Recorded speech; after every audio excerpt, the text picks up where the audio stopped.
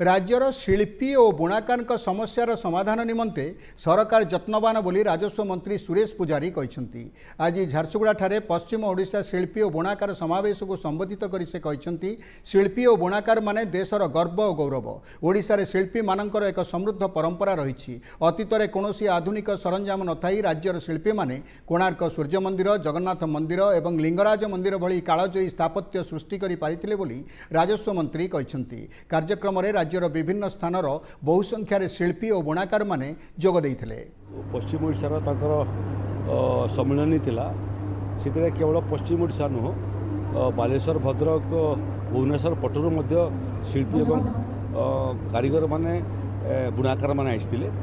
एवं ये देश तो शिल्पी देश यहाँ ये देशर शिल्पी ये प्रदेशर शिल्पी जो कारुकार्य अतीत देखते सेटा तो विश्व स्तंभीभूत होती।